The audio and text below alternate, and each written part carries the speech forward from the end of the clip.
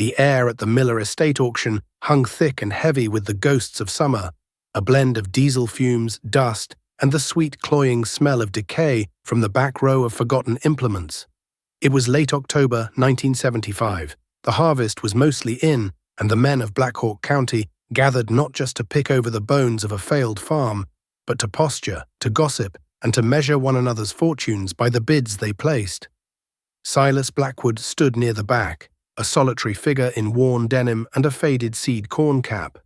He wasn't a big man, but there was a density to him, a quiet stillness that made others unconsciously give him a wide berth. His hands, calloused and stained with grease that no soap could ever fully remove, were tucked into the pockets of his jacket. His eyes, a pale, assessing blue, missed nothing. They scanned past the household goods, the hand tools, the tired-looking Ford 8N tractor that would fetch a sentimental price and settled on the prize of the day, or rather, the joke. It sat at the end of the main line, a behemoth of faded red paint and rust streaks, casting a shadow like a prehistoric beast. A Massey Ferguson 510 combine. Even from 50 yards away, Silas could see the rot in the tires, the sag in the main auger, and the way the sun glinted off the cobwebs lacing the cab. It hadn't run in at least 3 years, the auctioneer had announced with a shrug. The engine, a big Perkins V8 diesel, was likely seized. Sold for scrap or parts, he'd declared, his voice tinny through the portable speaker. A murmur of laughter rippled through the crowd. Leading the chorus was Richard "Rich" Sterling. Sterling was everything Silas was not. He was loud, expansive, his gut straining the buttons of a pearl-snap shirt that was too clean for a man who claimed to work the soil. He stood surrounded by a half-dozen other farmers, all of them nodding along as he held court. "Look at that thing," Sterling boomed, gesturing with a soft, unscarred hand. "Miller bought it new back in '69, thought he was king of the county. Thing was a hanger queen from day one. Bet the rats have chewed every wire out of it by now." His audience chuckled appreciatively. Sterling had just taken delivery of a brand new John Deere 7700, a gleaming green monster with an air-conditioned cab and a price tag that was the subject of hushed speculation down at the co-op. He'd financed it, of course, along with the 200 acres he'd just bought from the Miller Estate, all through the Farmers and Merchants Bank. The bank loved Rich Sterling. Silas kept his silence, his gaze fixed on the old Massey. He saw the rust, the decay, but he saw other things too. He saw the heavy-duty final drives, the straight-through axle design that was simple and brutally strong. He saw the massive grain tank and the wide, solid separator body. It was built when steel was cheap and engineers weren't trying to shave every last pound. It was overbuilt. And the Perkins 580 V8. It was a thirsty engine, a complicated engine, but when it ran right, it had a deep-chested growl that spoke of torque, not just horsepower. The auctioneer finally moved down the line. "All right, boys, here she is, the Red Baron. Who'll give me a scrapper's price? Let's start it at $500. Who'll give me 5? Silence. A few snickers. 500 was the price of a decent cutting torch set. 400. Come on now, the tires are worth that if you can get 'em to hold air. $400. Sterling let out another loud laugh. "You'd have to pay me 400 to haul it away." The auctioneer's face soured. He was about to pass it over when Silas's hand went up. Just a slight, almost imperceptible lift of 2 fingers from his jacket pocket. The auctioneer's eyes lit up. "I got 400 from Mr. Blackwood. Now we're moving. Who'll give me 450? 450. Every head turned to look at Silas. He met their gazes without expression, his face a mask of calm neutrality. Sterling's smile tightened. He and Silas had farmed the same ground, their fence lines touching for a half-mile for 15 years. Sterling saw Silas and his 80-cow dairy herd and his meticulously maintained John Deere 4020 as a throwback, a relic, a man who refused to get with the times. 450, a voice called out, one of Sterling's friends, goaded by a sharp nudge from the man himself. Silas's fingers went up again.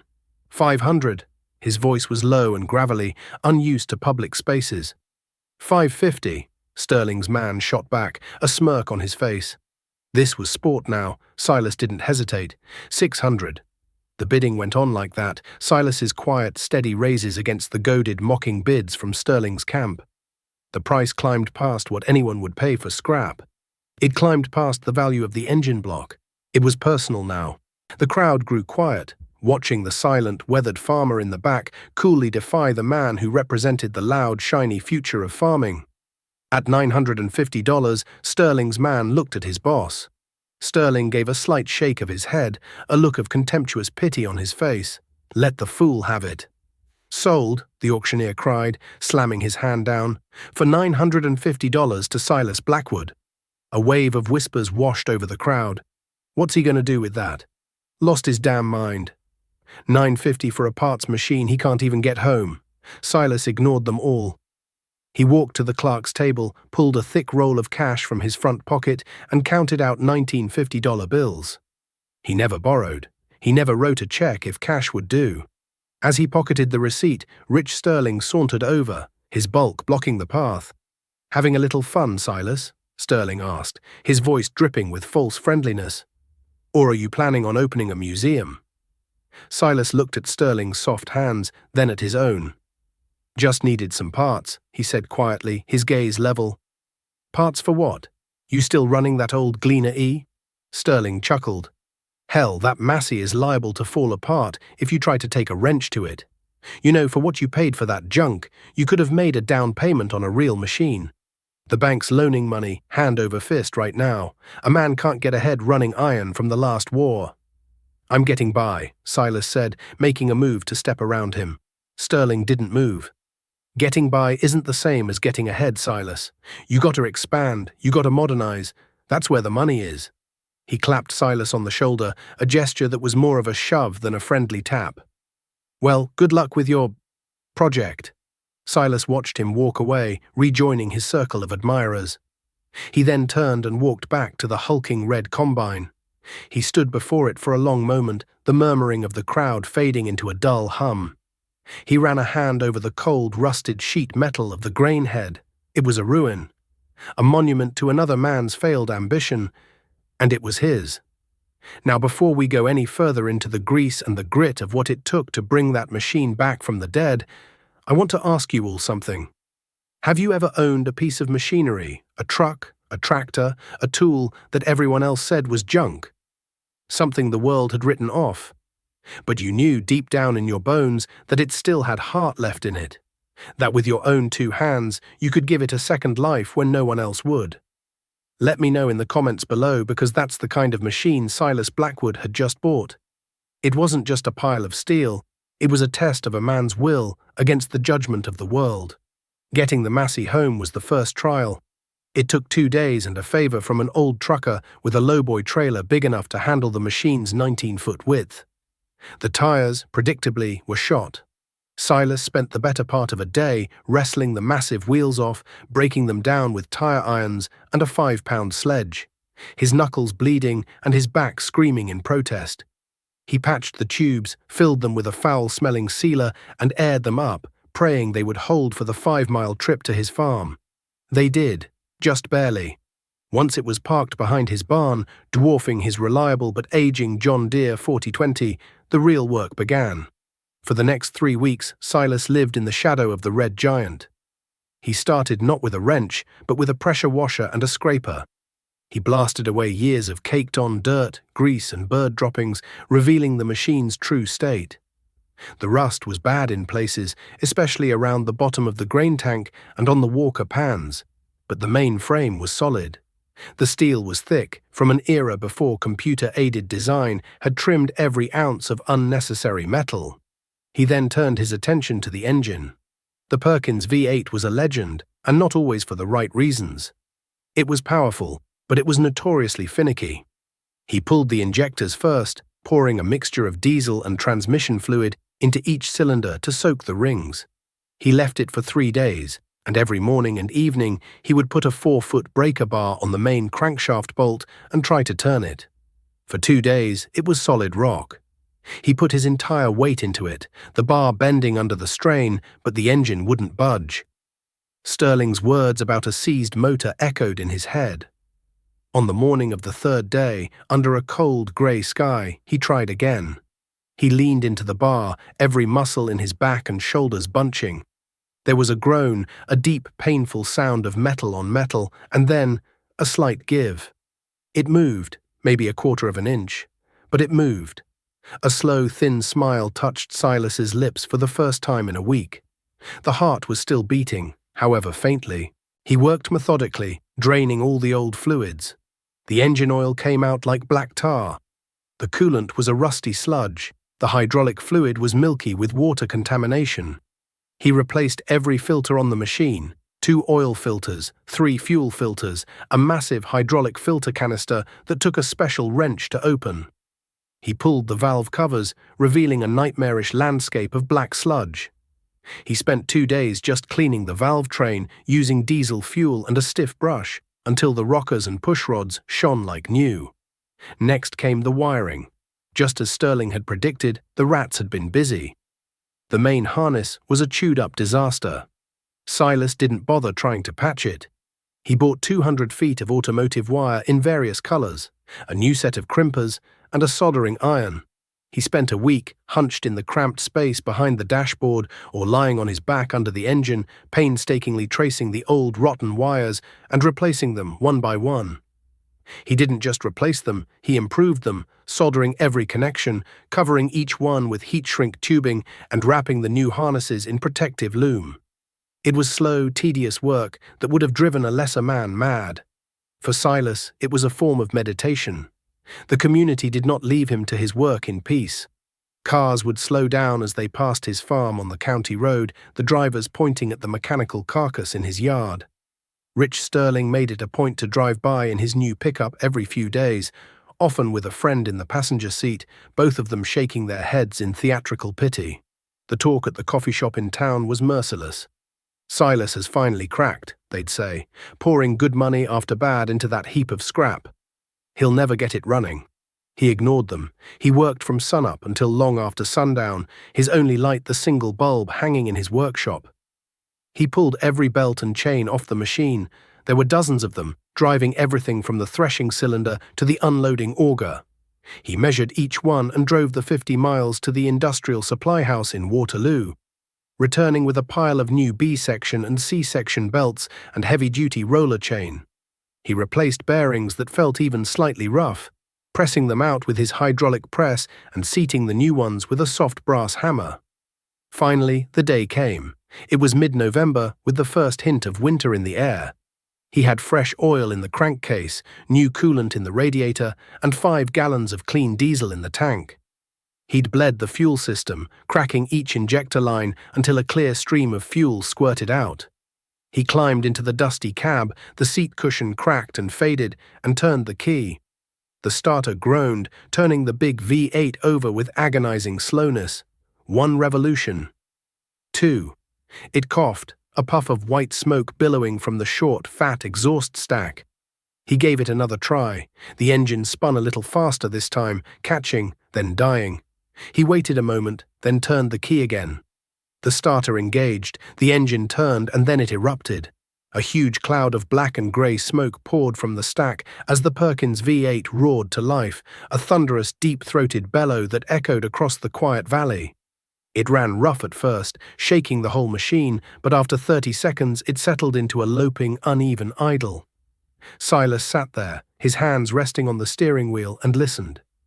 He heard a slight miss on one cylinder and the distinct tick of a lifter that needed adjustment. But he also heard the sound of life, the sound of potential. He had done it. The first harvest with the Massey was a trial by fire. It was the fall of 1976, a wet year that had delayed planting and now threatened to ruin the crop in the field. Silas's neighbors, with their new, faster combines, worked around the clock, their powerful halogen lights cutting through the foggy nights. Rich Sterling was running his new 7700 with a 6-row corn head covering 100 acres a day, the picture of efficiency. Silas, with his 4-row head and the Massey's slower ground speed, was lucky to get 30 acres done between breakdowns. A hydraulic hose burst, spraying hot fluid all over the engine. A bearing on the main cylinder drive went out, screaming like a banshee before it seized, forcing him to spend half a day taking the whole assembly apart in the middle of the field. The unloading auger gearbox started leaking, a steady drip, drip, drip of expensive gear oil onto the stubble below. Each breakdown was a fresh wave of humiliation. He could feel the eyes of his neighbors on him as they drove by on the road. He could almost hear Sterling's laughter carrying on the wind.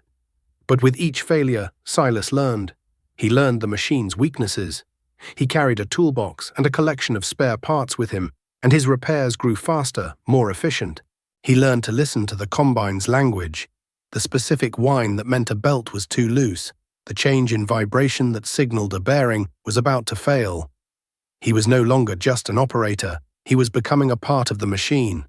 He got the crop in, every last bushel, but he was the last man in the county to finish, his lights still crawling across his final field long after everyone else's grain bins were full. The next few years settled into a rhythm. The late 1970s arrived, and with them an unprecedented boom in American agriculture. Spurred by massive grain sales to the Soviet Union and runaway inflation, commodity prices shot into the stratosphere. Corn was over $3 a bushel. Soybeans were pushing $7. Land values doubled, then doubled again. The local banker, a man named Henderson, who had once been cautious and conservative, was now a smiling evangelist of debt. Buy land, he'd tell farmers. They're not making any more of it. Leverage your assets. A man's a fool not to borrow at these rates. Rich Sterling was Henderson's star pupil. He used his rapidly inflating land equity as collateral to buy another 300 acres. He traded in the 7700, which was only 3 years old, for a brand new International Harvester 1480 axial flow, the most advanced combine on the market. He bought a 4-wheel drive Steiger tractor for his fall tillage, a massive articulated beast that could pull a 12-bottom plow and made his neighbors' tractors look like garden toys. His operation was the model of modern, aggressive farming. He was featured in the State Farm Journal, standing in front of his new equipment, a confident smile on his face, talking about yields and expansion. Silas, meanwhile, was an island of stubborn stillness in this raging river of credit. The Massey 510, which he had affectionately nicknamed the Red Baron, was his only combine. Each winter he would tear it down, replacing anything that looked worn, fabricating parts that were no longer available. He'd added a chopper to the back and re-engineered the grain cleanout system. It was still old, still slow, but it was reliable now. His reliability. By the harvest of 1979, he could run a whole day without a breakdown. The profits from the boom years went not into new iron or more land, but into his ledger book. He used the windfall from $3 corn to pay off the last of his farm's mortgage. The day he walked out of the bank with the deed in his hand, free and clear, was a quiet personal victory no one else even noticed. He paid for his seed, fertilizer, and fuel in cash, always taking the discount. He built a new, larger machine shed, paying the contractor in installments as the work was completed, taking on no debt. The rest of the money, a sum that would have shocked his neighbors, he put into conservative savings bonds and certificates of deposit at the bank.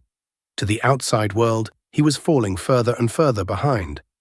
While others were driving new pickups, Silas still drove his 15-year-old Ford F-100. While others were adding air-conditioned cabs and stereos to their tractors, Silas still wrestled with his open-station John Deere 4020, eating dust in the summer and freezing in the fall. Rich Sterling would sometimes stop his brand-new truck at the end of Silas's lane and just watch him, a look of genuine bewilderment on his face.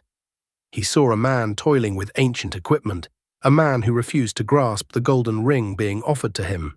He saw a failure. One afternoon in the late summer of 1980, Silas was in his workshop, fine-tuning the cylinder spacing on the Massey for the upcoming soybean harvest. The big doors were open to catch the breeze, and the familiar smell of grease and old steel filled the air. The radio on the shelf was tuned to the farm report. A man with a deep, reassuring voice was talking about the markets, but the tone was different lately. There was an edge to it. He spoke of inflation hitting 18%, of a man named Paul Volcker at the Federal Reserve who was determined to break it, no matter the cost. He mentioned that the prime lending rate, the interest rate banks charged their best customers, had just ticked past 20%. Silas paused, a wrench in his hand. 20%. He thought of Rich Sterling and his fleet of new machines, his hundreds of new acres, all of it bought with the bank's money. He thought of the friendly banker, Henderson, who had signed all those variable rate loans, assuring everyone that the good times were here to stay. A cold knot tightened in Silas's stomach. He looked over at the massive red combine, standing silent and patient in the fading light. It was old, it was paid for, and it was ready.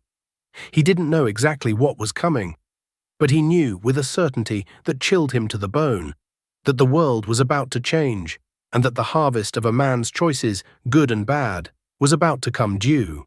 The summer of 1981 was a cruel joke. A dome of high pressure settled over the Midwest and refused to leave, turning the sky into a hazy white sheet. The corn, which had looked so promising in June, began to curl its leaves inward by midday, a desperate attempt to conserve moisture. The tassels emerged stunted and pale, releasing their pollen into a searing wind that cooked it to dust before it could do its work. By August, the fields were a sea of withered brown stalks, the ears small and poorly filled. It was a drought, the worst in a generation, and it came at the worst possible time. The bumper crops of the late 70s had created a surplus, and the grain embargo against the Soviets had slammed the door on the biggest export market. Prices, which had seemed to have no ceiling, now had no floor. Corn that had brought $3.50 a bushel 2 years ago was now struggling to fetch $2. For farmers floating on a sea of debt, it was a catastrophic 1-2 punch, a short crop and a low price. Silas felt the pinch like everyone else. His yields were down by a third, but his costs were fixed and low. His land was paid for. His machinery was his own. He would make a little money, not a lot, but he would survive. He watched his neighbors, and for the first time he saw fear in their eyes. The easy confidence of the boom years had evaporated in the summer heat. The first real crack in Rich Sterling's empire appeared in late October, during the soybean harvest. Silas was working a field that bordered Sterling's property, the steady, rhythmic chugging of the Massey's Perkins V8 a familiar comfort. Across the fence line, Sterling's massive International 1480 was chewing through beans at a furious pace, its diesel engine a high-pitched scream compared to the Massey's low growl. Then, suddenly, the screaming stopped. A plume of white smoke, thick and oily, billowed from the International's engine compartment, followed by the clang of metal parts coming to a sudden violent halt. Silas throttled down and watched. He saw Sterling jump from the cab, his face a mask of fury and panic. He threw the side shields open, and even from 100 yards away, Silas could see the damage. A connecting rod had let go. It had punched a grapefruit-sized hole in the side of the engine block, and oil was pouring onto the hot exhaust manifold, creating the thick, acrid smoke. It was not a repair. It was a catastrophe. Silas finished his row, shut down the Massey, and walked over. Sterling was kicking the front tire of the combine, swearing a blue streak. He looked up as Silas approached, his face flushed and beaded with sweat. "Don't you say a word," Sterling snarled. "Not one damn word." Silas just looked at the ruined engine. "Looks like you threw a rod." "No kidding, Sherlock," Sterling spat. "That's a $40,000 engine, and it's not even 4 years old. The warranty ran out last spring." He ran his hands through his hair, his bravado completely gone, replaced by a raw, naked terror. "The dealer says they might be able to get a short block in 2 weeks. 2 weeks. These beans will be on the ground by then, and they want $12,000 for it. 12 grand I don't have." Silas looked at Sterling's remaining 100 acres of soybeans, then back at his own combine, sitting patiently in the next field. "I'll be done with my beans tomorrow afternoon," he said quietly. "I can come over and finish yours for you."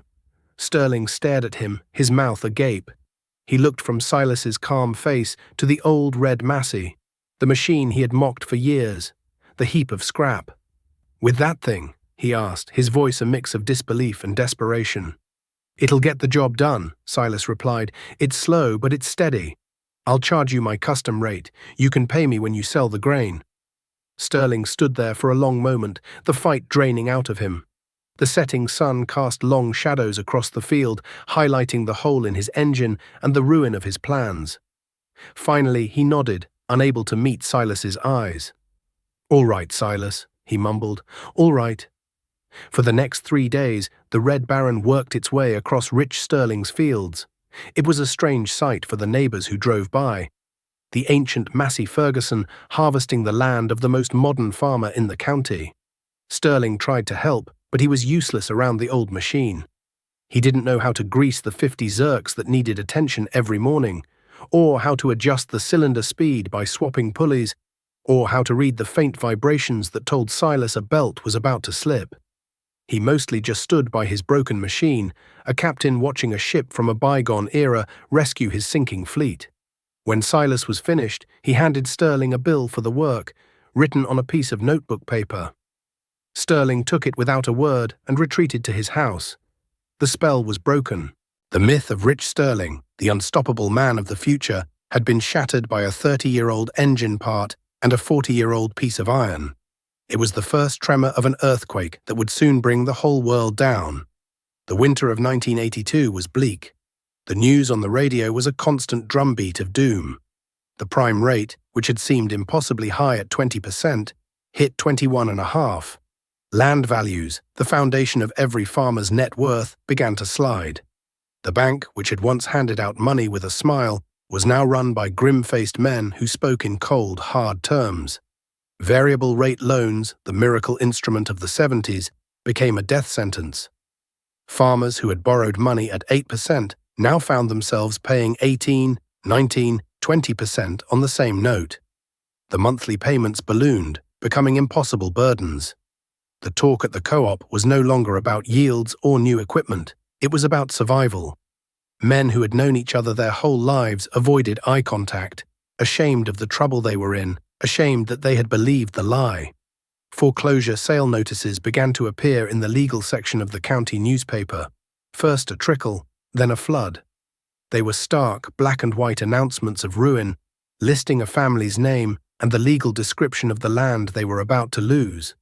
It felt like reading obituaries. Silas watched it all from the safety of his debt-free fortress. He had money in the bank, earning interest instead of costing it. His operating costs were a fraction of his neighbors. While they were selling off their breeding stock to make interest payments, he was cautiously expanding his dairy herd, buying good cows for pennies on the dollar from desperate men. He felt a deep, sorrowful pity for them, but he also felt the quiet, firm conviction that he had been right all along. His father's words echoed in his mind. Never owe a man for something the sky can destroy. Rich Sterling's downfall was swift and brutal. The $12,000 engine repair was just the beginning. His operating loan for the next year was denied. The bank, farmers and merchants, was in its own trouble. They had overextended themselves during the boom and were now being squeezed by federal regulators. They started calling in the loans of their most leveraged clients, and Sterling was at the top of the list. His auction was scheduled for a bitter cold day in early March of 1984. The sky was the color of lead, and a sharp wind cut across the barren fields.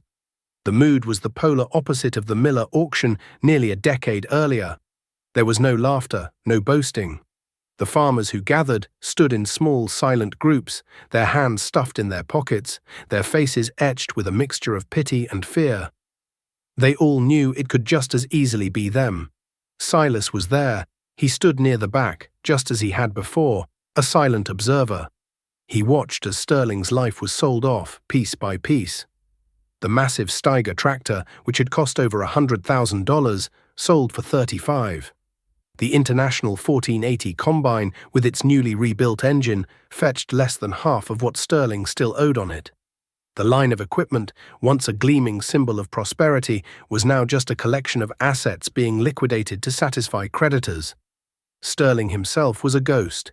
He stood near the farmhouse, his wife beside him, both of them looking thin and pale. The expansive confidence was gone, replaced by a hollow-eyed shock. He looked 20 years older.